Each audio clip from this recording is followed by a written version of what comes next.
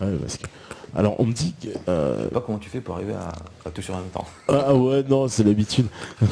Les Vendéens ne refusent-ils pas de payer les nouveaux impôts instaurés par les révolutionnaires? C'est pas ça le fond du problème aussi?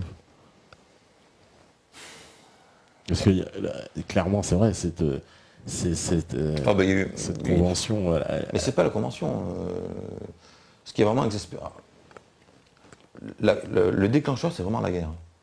C'est vraiment le truc qui les a exaspérés. D'ailleurs, les gens de cette région-là ne voulaient pas aller faire la guerre pour la République, mais quand ils ont fait la guerre pour eux-mêmes, ils ne voulaient pas non plus quitter leur territoire.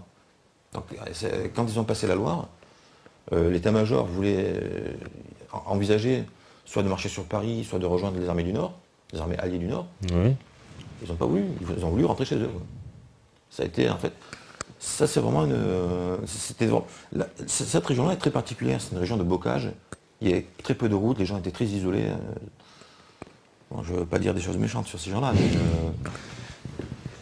Puis l'histoire de la Bretagne, ils ont toujours été un part aussi un peu à l'ouest. En fait, dans le film Chouan, je pense qu'on voit bien la mentalité de ces gens-là, quoi. C'est les gens assez frustres, assez ignorants, qui clouent les chouettes sur les portes, etc. En fait, c'était des gens comme ça, quoi, dans le coin, à mon sens. Hein. Et d'ailleurs, ils ont commis aussi des horreurs dans le même ordre d'idées, pendant la guerre. Quoi. Bien que les républicains en ont commis aussi. Encore une fois, il ne s'agit pas de nier. Mais c'est des gens qui ont été, à mon avis, très manipulés. Quoi. Parce que ça, on leur a... Notamment, il faut savoir aussi qu'ils ne parlaient pas français. Oui. Mais ça, c'est une donnée qu'il faut prendre en compte. Ils ne parlaient pas français. Donc ils ont été influencés par qui? Par leurs prêtres. Donc on peut raconter n'importe quoi aux gens, on leur faire croire n'importe quoi. Alors déjà, à moitié fanatique, à moitié bigot, en plus on raconte n'importe quoi. L'antéchrist arrive, vite, prenez les armes. Et les mecs, ils marchaient au massacre en chantant des prières. Et c'est vrai, quoi, les députés le rapportent, ça. Les mecs, ils hallucinent, quoi. Qu'est-ce qu'ils nous font, ceux-là, quoi. Enfin, en tout cas, et donc c'est vraiment la levée de 300 000 hommes imposée par la guerre, voulue par les Girondins, qui vraiment met le feu aux poudres. Oh, d'accord. Parce que on les a accusés d'être des collabos parce qu'ils ont... D'une certaine manière, ouais, ils ont fait le jeu de l'ennemi. Hein. La France est en guerre, ils font la guerre à la France. C'est ça, ouais. Oui. En plus, comme je l'ai dit, l'Angleterre n'était pas non plus étrangère à ce qui se passait en Vendée. Hein. En fait, elle a poussé pour l'indépendance, quoi, en fait. Non, elle a poussé un bain de sang entre France. Elle a poussé à ce que les Français se déchirent entre eux. D'accord.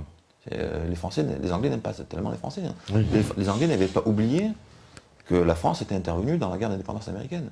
Ils l'ont fait payer à la France, quoi. Notamment avec la Vendée, quoi. Alors oui, et puis il y avait aussi, il paraît-il qu'il y avait des agents britanniques aussi au niveau de la Révolution. Bien sûr. On me disait que Herbert c'était un agent britannique. Alors, on le dit, ouais. Ouais. Le problème, c'est que ce qui est secret est secret. Donc, par définition, d'accord. Ouais. Mais que les gens se posent simplement la question. En temps de paix, les services secrets sont partout. Alors en temps de guerre. Bon, voilà. Alors on me dit, tu vois, la question inévitable, que penses-tu du travail de Marion Sigaud? C'est vrai que l'autre spécialiste des Lumières. Oui, moi justement, moi je ne suis pas un spécialiste des Lumières, moi je suis plutôt un spécialiste de la Révolution. Et même pas de la Révolution, de Robespierre. Marion Sigaud, elle est surtout spécialiste en fait d'avant la Révolution. Ah ben voilà. En fait, pour moi, elle est dans la ligne de Robespierre. Elle ne le sait pas, mais elle est dans la ligne. Oui, parce qu'elle a mal parlé de Robespierre la dernière fois qu'elle est venue. En fait, elle dit sur les Lumières ce qu'a dit Robespierre avant elle. Mais Robespierre, lui, il a dit de la tribune de la Convention, et il en est mort. Voilà. Oui, parce que ça, on l'a dit. Alors, on me dit aussi, quel est le raisonnement qui a amené Robespierre à demander la tête du roi? À un moment donné, comment on en arrivait là? Est-ce qu'on arrive à se dire que le roi de France, on doit lui couper la tête, quoi? Ouais, mais c'est pas arrivé comme ça. Pour moi, Louis XVI a scié la branche sur laquelle il était assis. On va revenir un peu à l'arrière. Ouais. La constituante met en place une monarchie constitutionnelle. Le roi est la pièce maîtresse de l'édifice. Les royalistes viennent de raconter, oui, Louis XVI n'avait plus de pouvoir. Louis XVI avait 25 millions de décès civils, plus les revenus des domaines, ce qui montait à 40 millions, ce qui était pour l'époque c'était une somme colossale. C'est lui qui formait le ministère, qui aujourd'hui appelle les ministres au gouvernement. Bah, c'est le président de la République, enfin, avec le Premier ministre. Mais... Et il pouvait s'opposer aux lois. Il avait le droit de veto sur les lois faites par l'Assemblée nationale. Donc il avait l'argent pour corrompre tout le monde. C'est lui qui appelait les membres du gouvernement, dont le ministre des Relations internationales, les agents, enfin les ministres des services secrets. Et il pouvait s'opposer à l'Assemblée nationale. Et on nous dit s'il n'a pas de pouvoir. Ouais, Bon. il y avait encore un Donc on vient nous faire pleurer, oh le porc il n'a pas de pouvoir. C'est pas vrai. Le truc c'est que Robespierre, Louis XVI n'a jamais accepté la révolution. Et du coup, tout le monde se méfiait de lui. Quoi. Tout le monde se méfiait du roi, alors qu'on lui avait fait un régime sur mesure. Quoi. Bon. Et il va s'enfuir. C'est la fameuse fuite à Varennes. La fuite à Varennes le 20 juin 91. Donc il essaie de... Non pas de fuir à l'étranger, mais il essaie de gagner une place forte près de la frontière. Parce qu'il y a les armées de prussiennes qui sont pas très loin. Non, pas encore. Pas On n'est pas en guerre encore là. On n'est pas en guerre. Évidemment, le coup est mal préparé, il se fait rattraper, il est ramené. Et il est remis sur le trône. Il n'est pas renversé. Il est remis sur le trône, à condition qu'il ratifie la Constitution de 91. Mais donc il va la faire, et il est à nouveau sur le trône. Mais lui, son idée, donc, c'est reprendre le pouvoir qu'il avait avant. Et c'est son idée, c'est encore plus celle de Marie-Antoinette. La seule solution pour lui, enfin la seule solution qu'il voit, c'est d'obliger. C'était déjà quelque part l'idée quand il est parti, quand il s'est enfui. En fait, il ne voulait pas aller à Varennes, mais à Montmédy, ce qui est un peu plus loin. Son idée, c'était d'être à portée des armées étrangères, même si pour l'instant, elles n'étaient pas mobilisées, mais d'être à portée de l'étranger. Là, il va carrément leur forcer la main. Il va carrément leur déclarer la guerre. Alors, il n'est pas tout seul. Il y a à l'Assemblée un parti qui lui aussi veut la guerre, ce sont les Girondins. Et lui, il veut la guerre, non pas pour la démocratie, hein, non pas pour la liberté. Mais c'est comme toujours, c'est pour le pognon. Hein. En fait, c'est une histoire de pognon. Ils voulaient remplir les caisses. Et j'imagine également favoriser leurs potes à se remplir les poches, parce que ça marche toujours comme ça. Et eux veulent la guerre également. Veulent la guerre. Et ce que fait Louis XVI, c'est qu'il va favoriser, donc dans les ministères, tous les gens qui veulent la guerre. Et évidemment à l'Assemblée aussi. Et du coup, donc, malgré l'opposition que les Girondins vont rencontrer, non pas à l'Assemblée, mais aux Jacobins, alors à l'époque les Girondins font partie des Jacobins, même s'ils ne viennent pas souvent, les Girondins vont finir réussir par entraîner l'Assemblée qu'on appelle législative dans la guerre, à proposer la guerre au roi. Et du coup, le roi, trop content, hop, ok, on fait la guerre. Et le problème, c'est que la France n'est pas prête à faire la guerre. C'est d'ailleurs ce que faisaient valoir les révolutionnaires, les vrais révolutionnaires. La France n'était pas prête à faire la guerre. C'était un piège gros comme une maison tendu à la Révolution. Et effectivement, donc, dès les premières batailles, les armées françaises sont en totale déroute. Parce qu'après, on est donc c'est 9, 10, 11, 12, quasiment après 4 ans de révolution. Il y a une division totale entre les officiers qui sont tous nobles et la troupe. Les défenses françaises ne sont pas en état, la plupart des corps ne sont pas armés, etc. Donc la France ne pouvait pas faire la guerre. En plus, il n'y avait pas intérêt. C'était d'évidence une manœuvre contre-révolutionnaire. Et du coup, les armées étrangères sont prêtes à rentrer en France. Et en France, où le chef des armées, c'est le roi quand même, qui veut une guerre pour la perdre. Donc au moment, les révolutionnaires se disent, c'est pas possible, quoi. C'est où on y va, où on renverse le roi, ou la révolution est finie, quoi. Et c'est comme ça que c'est notamment les Jacobins qui favorisent la création la préparation d'une insurrection, qui sera le 10 août. Mais c'est une insurrection qui est massive, qui est populaire. Elle est soutenue par les départements, par ce qu'on appelle les fédérés des départements, qui montent à Paris pour ensuite aller aux frontières. Et l'insurrection du 10 août réunit autant des Parisiens que des fédérés, bretons notamment. D'ailleurs, à l'époque, les Bretons sont révolutionnaires. Et notamment les fédérés marseillais, d'où la Marseillaise, puisqu'ils sont arrivés à Paris en chantant l'hymne, le chant de guerre de l'armée du Rhin, qui est devenu donc l'hymne des Marseillais, d'où la Marseillaise.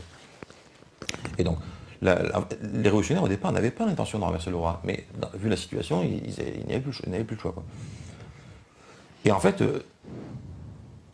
donc pourquoi Robespierre veut la tête du roi? Mais il ne veut pas spécialement la tête du roi, mais il prend acte. On est en train de fonder un régime, la tête de l'autre régime est encore vivante. Ça ne peut pas fonctionner, quoi. Et d'ailleurs, Robespierre ne voulait pas de jugement du roi. Parce que derrière, le roi va être jugé en décembre 93. Oui. Non, 92, enfin 92-93. C'est plus ou moins une mascarade, même si moi je pense que il est établi que Louis XVI voulait compter sur les armées étrangères. Hein. Donc c'est de la haute trahison. Hein. Qu'y a-t-il de plus vouloir. Quand on est à la tête d'un pays, qu'on organise l'invasion de son pays, la destruction de la souveraineté nationale, la dissolution de son peuple dans un complexe, ça s'appelle la haute trahison. Hein. D'ailleurs, moi je pense que c'est pour ça que nos gouvernants n'aiment pas trop Robespierre, mais bon. Et donc, en fait, Robespierre ne voulait pas il considérait que l'insurrection était le jugement du roi. Parce qu'il disait, donc, on juge le roi. Et si on le reconnaît innocent, que devient la Révolution ou la République? Mais ça n'avait pas de sens, quoi. Pour lui, c'est l'insurrection qui avait jugé le roi, quoi. Voilà, c'était réglé. Ouais, donc, ce qu'il expliquait, donc le roi, il faille le couper la tête, quoi. Voilà, mais sans haine. Hein. Sans haine, non, j'imagine. D'ailleurs, Robespierre n'a jamais... Ils ont quand même massacré la famille, ils n'ont pas été gentils, quand même. D'ailleurs, Robespierre a essayé de sauver sa sœur. Oui. Mais encore une fois, Robespierre n'était pas tout seul. Non, ils ont tué donc, le roi, la reine, mais qui était encore plus coupable que Louis XVI d'ailleurs. Hein. Oui, Marie-Antoinette, oui. Alors, ils ont leurs raisons, ils ont leurs préjugés, ils ont leur façon de voir, mais bon... elle avait... c'était comment dire... la descendante donc de la famille d'Autriche. Il était normal que les Autrichiens ne veuillent pas laisser leur... Non, mais ça, ce sont leurs raisons à eux. Ouais. Après, les révolutionnaires, eux, prenaient en compte les intérêts de la nation. Si eux, ils ont des... C'est pour ça que moi, je ne juge... D'ailleurs, je trouve que ce n'est pas la peine de le juger. Il avait sa logique à lui. Et c'est ce que pensait Robespierre aussi. Il avait été éduqué dans des préjugés, dans une certaine croyance. Bon, mais maintenant, on ne peut pas mettre en balance le destin d'une nation face à un individu, quelles que soient ses raisons. Oui, bien sûr. Robespierre, d'ailleurs, n'a jamais été considéré comme un franc républicain, et encore moins, évidemment, comme un franc monarchiste. Hein. Lui, ce qu'il voulait, c'est que les droits du peuple soient garantis, quel que soit le système. Alors, si la monarchie avait pu le faire, ça aurait été très bien. Il n'était pas contre. Hein. En l'occurrence, il a fallu renverser la monarchie, on était en République. Bon, du coup, c'est à la République de garantir autant qu'elle peut les droits du peuple. C'était ça sa logique, hein. Ça n'allait pas plus loin. Hein. Mais et donc, bon, ils ont réussi à avoir sa peau, quoi, entre guillemets, Robespierre, à la fin, ça veut dire que ça finit, parce que comment se fait-il que... finalement, alors ça veut dire que ceux qui ont gagné là, à l'heure actuelle, c'est vraiment les descendants de ces... c'est les Girondins. Ouais. Clairement, ouais. On est gouverné par des Girondins. Ouais. Tout à fait. Ouais. Ouais, des Girondins ou des Montagnards, en fait, quelque part, c'est les mêmes. Hein. On a un noyau dur qui sont les Jacobins. En face d'eux, il y a les Girondins. Les Girondins qui voulaient la guerre, mais en même temps qui menaient une politique bourgeoise. Et entre les deux, en fait, on a des gens qui veulent également une politique bourgeoise, mais qui, dans les circonstances de la guerre, comprennent qu'il faut lâcher du lest au peuple. En plus, ils comprennent que les Girondins sont des fous furieux, des gens acerbes, enfin, rancuniers. Enfin, d'ailleurs, c'est même Lamartine qui avait commencé à faire l'histoire des Girondins, parce que, éduqué avec les préjugés que tout le monde a sur les Girondins, et puis il finit robespierriste. Ouais, d'accord. Ouais. Et donc on a une partie des députés qui, au bout d'un moment, face à... Parce que les députés venaient des départements, donc influencés par la propagande girondine. Vous voyez les Jacobins ou les Montagnards comme des anarchistes, des apprentis dictateurs, etc. Donc une haine viscérale déjà dès le départ. Mais au contact des faits, ils se rendent compte que les autres, c'est des fous furieux. C'est quand même eux qui ont causé la guerre, c'est quand même eux qui empêchent de la faire. Et en fait, petit à petit, une partie de ces bourgeois va basculer du côté des Jacobins, et c'est ce qu'on va appeler les Montagnards. Mais fondamentalement, ils veulent la même politique. Donc, et aujourd'hui, on est gouverné par ça, par des Girondins, des Montagnards, mais Voilà, mais c'est des bourgeois, quoi. Ouais, c'est des bourgeois. Des petites questions techniques, mais bon, on imagine la réponse. On me dit, c'est vrai, il est devenu quoi tout l'héritage des Bourbons du roi de France a été nationalisé? C'est aussi simple que ça. De quel héritage? Bah, toutes leurs terres, tous leurs châteaux. Bah, et on les a toujours, hein. Bah, ouais. Bah, c'est Versailles. Voilà, bah, c'est ça. Ce qui est devenu Versailles, bah, c'est à sa place. Hein. C'est à sa place. Tout a été nationalisé. Mais contrairement, aussi simple que ça. Quand on parle de la Révolution, qu'on dit qu'elle a beaucoup détruit, en réalité, là, moi, je trouve que, bah, comme tout changement de régime, des choses sont détruites. Mais des grands monuments laissés par la royauté, même religieux, etc. Aujourd'hui, on détruit quand même plus d'églises que sous la Révolution. Hein. Je veux pas dire, mais bon. Ça prouve beaucoup de choses. Bah, on va faire une pause, la première, si la régie est calée, évidemment, elle est calée, bien prête. Et puis on revient juste après, et évidemment, on va parler du civisme et de ta théorie, justement, on va pousser un peu plus loin encore ta théorie. Oui, il y a déjà des questions, il y a encore des questions, bah, les questions polémiques, on y répondra après. À vous, la régie.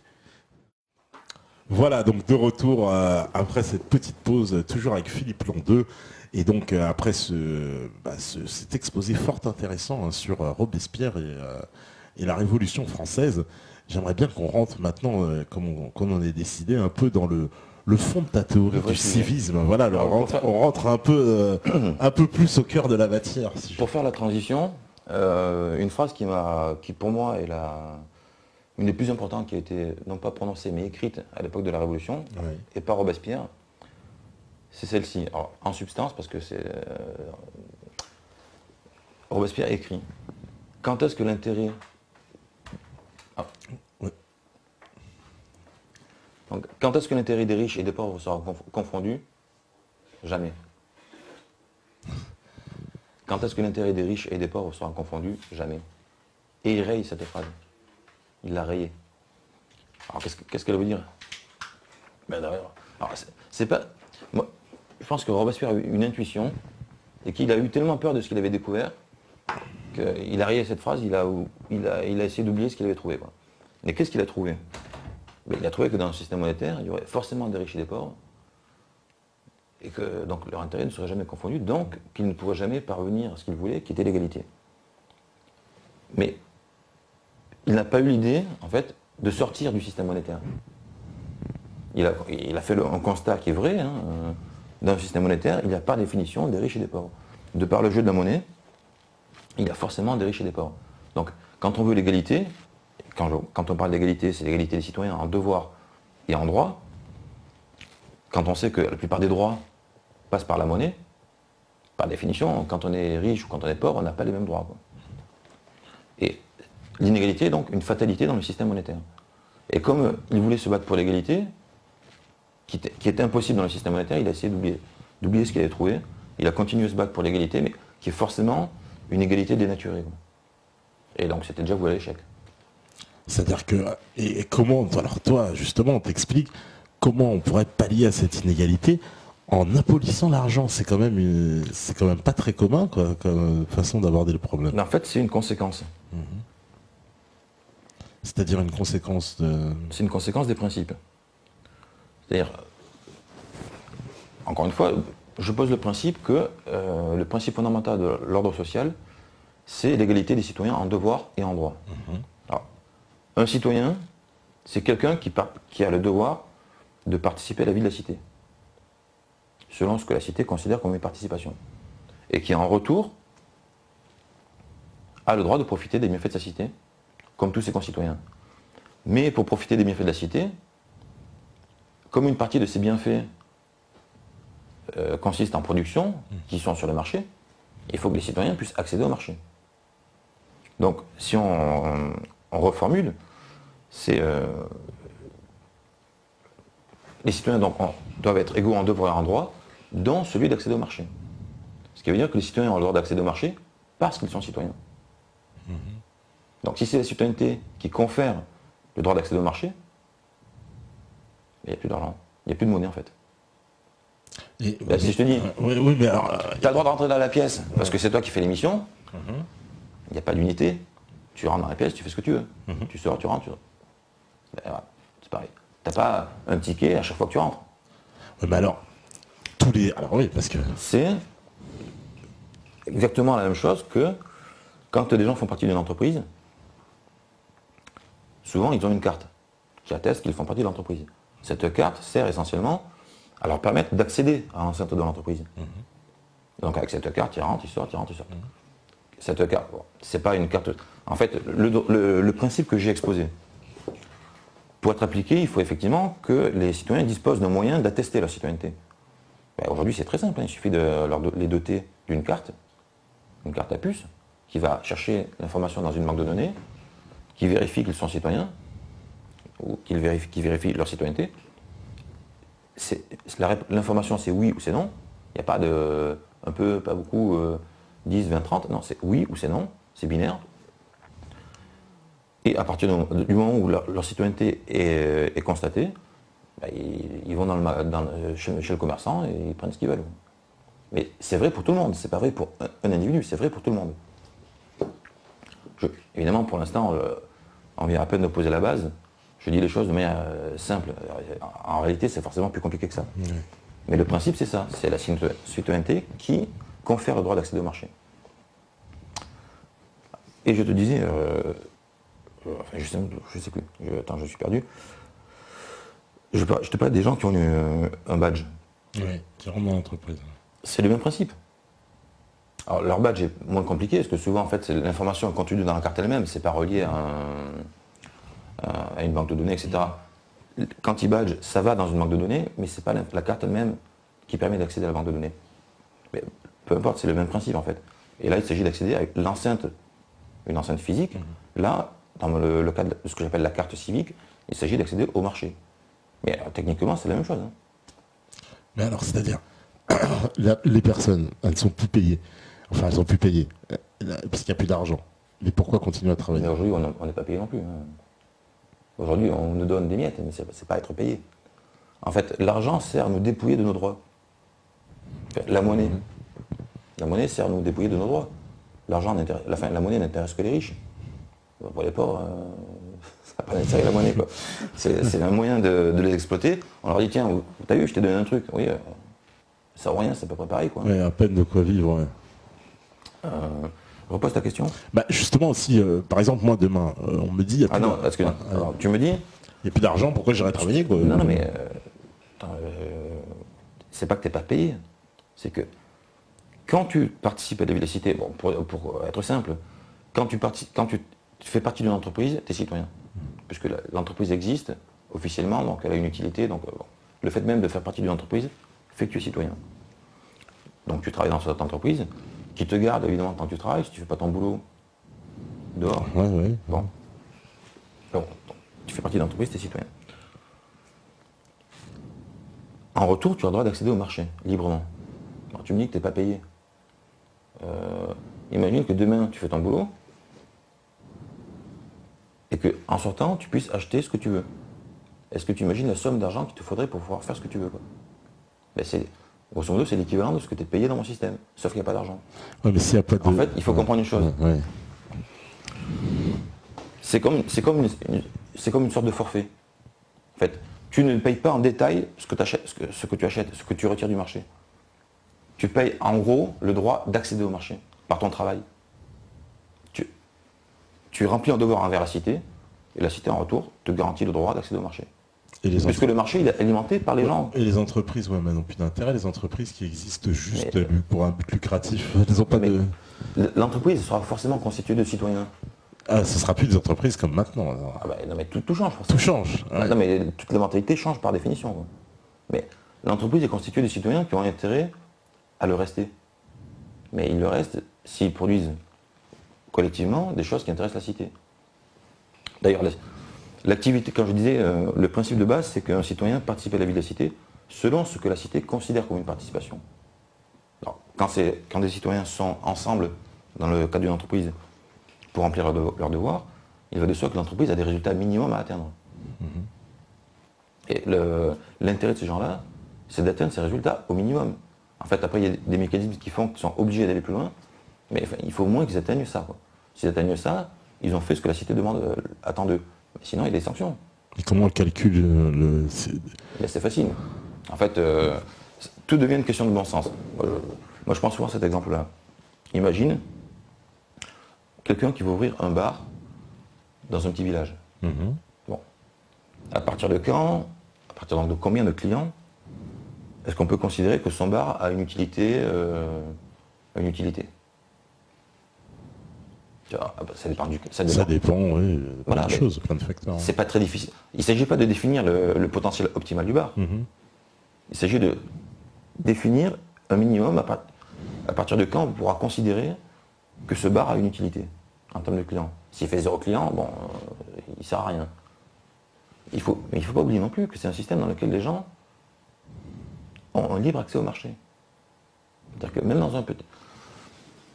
Dans un petit village, la supérette, les prix, il n'y a pas de prix. Donc c'est pas moins cher ou plus cher d'aller à la supérette du coin que d'aller faire 30 bornes pour le supermarché.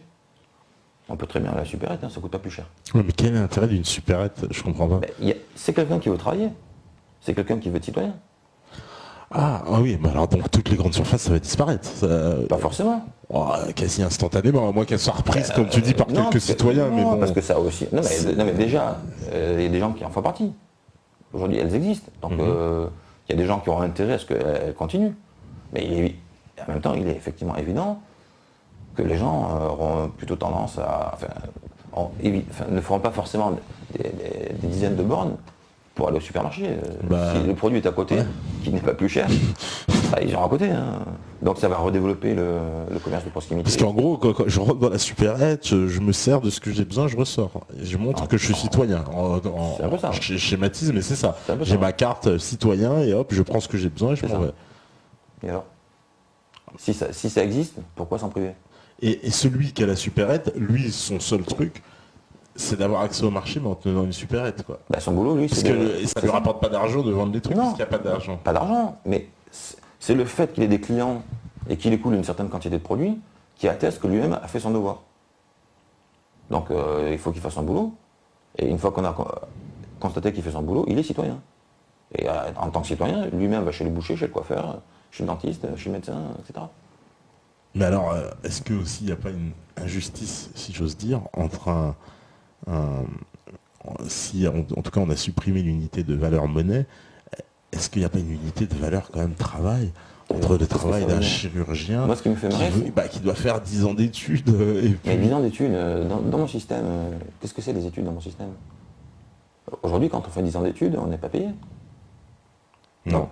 On est payé après, on va dire. Dans mon système, il est citoyen dès qu'il commence à faire ses études. C'est pas... Attends, c'est quoi? Il n'a pas été à la guerre, le mec. Parce que moi, faire des études, c'est pas... C'est compliqué quand même, c'est un peu de D'accord. C'est un sacrifice quand même. Après, il faut savoir si le mec préfère faire chirurgien ou éboueur. Parce que même dans mon système... Éboueur, il faudra plus trop en faire. Mais c'est pas vrai. C'est marrant parce que tout le monde pose le genre de questions. Et en fait, dans 5 minutes, tu vas dire le contraire. En fait, tu vas dire le contraire. Tout le monde va faire ingénieur. Non, on ne peut pas tous faire ingénieur. Mais en même temps, on ne peut pas tous faire éboueur. Et on ne veut pas tous. Voilà, c'est... Si tu n'as pas d'inconvénient à faire des études, si tu en as les capacités, mais derrière, ça t'amènera un meilleur boulot. Qui te rapportera peut-être pas plus d'argent, mais personnellement, ce sera pour toi un meilleur boulot. Et socialement, ce sera quand même mieux, toujours, d'être chirurgien, docteur, etc., qu'éboueur. Mais même les métiers libéraux, ça peut marcher. Par exemple, un artiste qui ne produit rien vraiment. C'est pas vrai, un artiste. Enfin, par son art, mais justement, un artiste qui marche, il produit quelque chose. Ouais. Ouais, mais sinon, celui qui marche pas, qui produit des trucs, mais ça marche pas. Il aura quand même accès au marché ou pas? Ah non. Comme aujourd'hui. Non, mais ce que je propose, quelque part, n'est pas tellement différent du système que l'on connaît. La différence, c'est qu'il n'y a pas d'argent. Ouais. Ce qui change tout en réalité. Mais quelqu'un qui ne produit... Parce que on ne mesure pas l'activité de quelqu'un par rapport à ce qu'il produit. On mesure l'activité de quelqu'un par rapport à ce qu'il vend. Enfin, ce qui rapporte comme argent, non, dans mon système, il n'y a pas d'argent. Mais par rapport à l'intérêt qu'il suscite au niveau des consommateurs ou des citoyens. D'accord. Si personne ne s'intéresse à ce qu'il fait, c'est comme s'il n'avait rien fait. Parce que lui, quand même, quand il est citoyen, il va quand même pouvoir retirer des biens qui l'intéressent. Donc il faut que lui-même fournisse à la cité quelque chose qui intéresse les autres. Mais ce serait pas plus simple le revenu de base, le salaire universel à vie, plutôt que... Non, mais ça, d'abord, c'est une vue de l'esprit. On n'arrive pas à payer les retraités correctement, on ne paye pas les femmes au foyer, on ne paye pas, etc., etc. Maintenant, on va assurer un revenu à tout le monde. Assuré par la consommation, si on paye ce qu'on consomme, non? Pour crever tranquillement tout le monde dans son coin. C'est n'importe quoi. Non, parce que... En plus, c'est une logique totalement capitaliste. Hein. Ouais. C'est totalement contre-révolutionnaire. Hein. Ah ouais, tiens, c'est marrant ça. Ah ben, Tu trouves Bernard Friot, tout ça, tu trouves... tant qu'on est dans la logique capitaliste, on est un contre-révolutionnaire. On ne veut pas la révolution, on veut faire perdurer le système. Enfin, c'est pas forcément ce qu'on Ouais. de manière objective, de manière consciente, mais en tout cas, la conséquence, c'est quoi? Alors, il y a des questions, tu imagines bien, là, je savais qu'immédiatement, ça a suscité une tonne de questions. Alors, on me dit, le citoyen qui a 10 enfants, s'il prend sa dernière baguette de pain et que le suivant, qui n'en a qu'un, donc a le droit à une baguette. Bref, ce système sera aussi injuste que les autres proposés, non? On parle, est-ce qu'il n'y aura pas une forme d'injustice? Comment on va répartir les richesses? En fait, c'est la répartition des richesses. Ça, ce coup-là, ça me fait penser à quelqu'un que je connaissais. Voilà, on me dit le citoyen qui fait un métier plus dangereux que les autres, plus fatigant, est-ce qu'il a le droit à plus de nourriture? Non, mais on ne peut pas avoir plus de droits. Oui, parce que c'est le même droit pour tout le monde. Ça n'a pas de sens. Ça n'a pas de sens. Mais déjà, un métier plus dangereux, d'accord. Est-ce que c'est un système qui va pouvoir garantir le maximum de sécurité à ses employés? Si ça ne coûte pas d'argent. Aujourd'hui, pourquoi est-ce qu'on rogne sur les marges de sécurité, etc. Pour des questions de profit, hein. Mais tu crois que aussi, est-ce que le sens des choses va changer? C'est-à-dire, par exemple, les entreprises n'auront plus intérêt à produire du tout. Il y aura toute la production va s'arrêter, non? Je me fais l'avocat du diable, volontairement. En plus, ton livre, ça tombe bien, c'est le réquisitoire, donc. Mais non, mais je viens de te dire, une entreprise, l'activité d'une entreprise est validée. À partir d'un certain moment, si elle ne produit pas, c'est fini. Donc finalement, ce qui est pas mal, enfin moi justement dans l'avocat du diable, là je parle contre tous ceux qui ont des... Ça veudrait dire que les entreprises n'auront pas que des bonnes intentions un peu, non? 2 secondes, je ne pourrais évidemment pas répondre à toutes les questions que vous me posez là, mais je vous garantis que toutes les questions que vous avez pu imaginer, je les ai évidemment imaginées aussi, et j'apporte les réponses dans les 2 bouquins en fait, qui sont le réquisitoire ou le civisme, ça dépend de la question. Et ils sont tous dans le bouquin, tout sur le civisme. Et on me dit, par exemple, oui, évidemment, ceux qui ne travaillent pas. Alors, c'est quoi le cas de ceux qui ne travaillent pas? Alors, il y a 2 choses. Ceux qui ne peuvent pas travailler. Voilà, oui, il y a le cas. Pour X raisons. X raisons, handicap, etc. En général, c'est plutôt de handicap. Alors, celui-là, effectivement, est à la charge de la société. Bon, ça ne veut pas dire qu'il est citoyen. Hein. Mais il est à la charge de la société. Ça ne lui coûte rien, de toute manière, il peut être à la charge. Et quand on n'est pas en état de travailler, c'est qu'on n'est peut-être pas non plus en état d'exercer ses droits de citoyen. Donc si on n'est pas en état d'exercer les droits du citoyen, ni non plus les devoirs, on ne peut pas être citoyen. Ouais, mais si quelqu'un lui manque une jambe ou un bras... Alors on peut travailler, hein. Ouais. Attends, on n'est pas... Excuse-moi, pour être dans un fauteuil, on peut travailler. Hein. Oui, c'est vrai. Moi, je pars du principe que ce n'est pas à la société de dire si quelqu'un est handicapé. C'est à l'intéresser lui-même. S'il veut s'assumer en tant que citoyen valide, il a sa dignité. Et maintenant, si effectivement il se sent trop incapable, il y a des gens qui ne sont pas conscients non plus de leur handicap, après là, effectivement, c'est la société qui les prend en charge. Mais on nous parle des handicapés, quelle est leur situation aujourd'hui? Ils ont besoin de matériel qui leur coûte les yeux de la tête, ils ne peuvent pas se le payer. C'est vrai, ouais. Même si le matériel existe. Ils n'ont pas accès à beaucoup d'emplois. La question est réglée. Hein. Alors, en plus, évidemment, dans ce système-là, on peut, comme aujourd'hui, imaginer des quotas pour des gens qui sont handicapés, enfin, qui sont diminués. C'est un défi. Hein. Ça a suscité évidemment énormément de questions. Qu'est-ce que tu as vu comme question? Ne vaut-il pas mieux réquisitionner les banques et redonner celle de noblesse à l'argent? Bah oui, c'est non, l'argent. Voilà ce que je t'évoquais en off, tu vois, que tout le monde. C'est-à-dire, toi, tu dis la création monétaire, ça suffit pas. Non, l'argent public, ça sera pas suffisant. Déjà, alors c'est une chose que je n'ai pas encore dite. L'argent, ce n'est pas la monnaie. Enfin, ce que moi j'appelle l'argent, que j'écris avec un grand L, enfin, L majuscule et argent tout attaché, ce n'est pas la monnaie. L'argent, je le définis comme étant la croyance que la notion de valeur marchande est nécessaire pour échanger. C'est une croyance qui vient du troc. C'est le fait de pratiquer le troc qui fait que les hommes finissent par concevoir cette croyance, la notion de valeur marchande, et la monnaie n'est qu'une conséquence de cette croyance. L'argent, donc, au sens propre, c'est cette définition-là, la croyance que la notion de valeur marchande est nécessaire pour échanger. L'argent au sens large, ça englobe tout. Toutes les conséquences de ce principe-là, à commencer par la monnaie. Et il faut bien comprendre que, alors, maintenant pour parler de la monnaie fonctionne selon deux principes. Le principe de l'attraction, le premier principe, c'est le principe des vases communicants. La monnaie circule. Pour qu'il y en ait ici, il faut en prendre là. Le principe des vases communicants.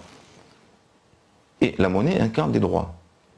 Ce qui fait que comme la monnaie circule, elle finit forcément par s'accumuler à un certain point. Et comme c'est des droits, c'est du pouvoir. Et du pouvoir d'attraction.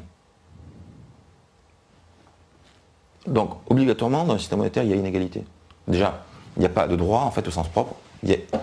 La monnaie limite, par définition, le pouvoir d'achat est limité avec la monnaie. Il est limité à la quantité de monnaie dont on dispose. Donc, ce n'est pas, en fait, un vrai droit. Ce n'est pas Quand on est dans un système monétaire, on ne peut pas concevoir les droits du citoyen.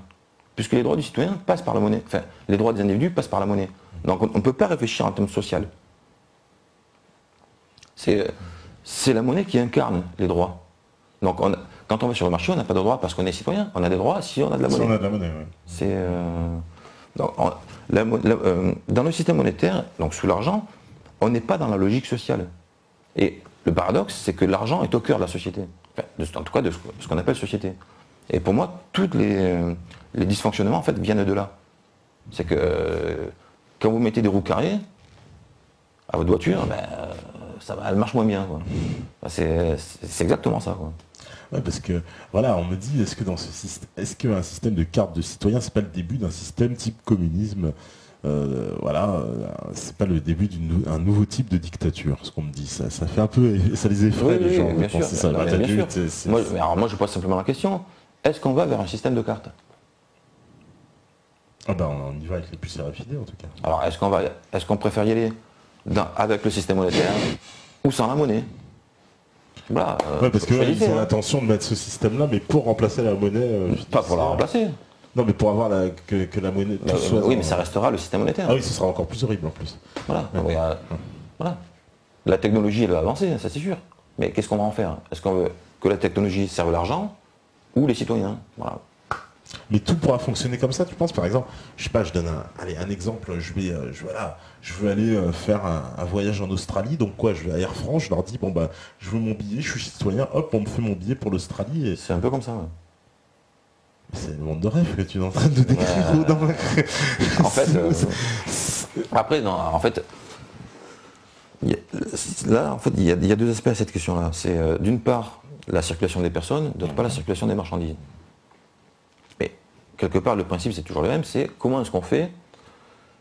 Parce que le système que je décris, on peut très bien le faire dans un pays comme la France. On peut le faire au niveau d'un pays. Donc la question c'est effectivement, si un pays... quand un pays ne dispose pas d'argent, comment est-ce qu'il fait ces échanges internationaux? Parce qu'eux, ils vont vouloir de l'argent. Par exemple, si j'importe mes biens de Chine, les Chinois, ils vont me dire, t'es bien gentil avec tes cartes de citoyen. Cela dit, les biens de Chine, le jour où il n'y aura plus d'argent dans ce système-là, on n'aura plus besoin de délocaliser les usines en Chine. On sera moins cher en France qu'en Chine. Dans l'absolu. Donc, parce qu'on n'envoie pas les usines en Chine. Limite, quoi, ils vont mettre par philanthropie ici pour faire travailler les Chinois, par philanthropie. Ils vont concurrencer les Chinois, non, ça serait énorme. C'est exactement ça. Mais bon, pour en revenir à la question, donc il y a deux aspects. Donc, comment est-ce qu'un système qui fonctionne sans monnaie peut échanger avec le reste du monde? Alors, le mieux, c'est de commencer, en fait, tu es parti sur la question de l'humain. Il y a des réponses. Mais après, le problème, c'est que ça dépend après de conventions internationales. Tu vois, donc, je ne peux pas te dire les conventions qui sont adoptées, mais sur le principe, par exemple, des marchandises. Sur la question des marchandises. On oublie que l'argent, parce que le raisonnement, c'est toujours, l'argent, ça sert à acheter. Donc, si on n'a pas d'argent, on ne peut pas acheter. Bon, sauf que l'argent, pour que ça permette d'acheter, il faut d'abord le gagner.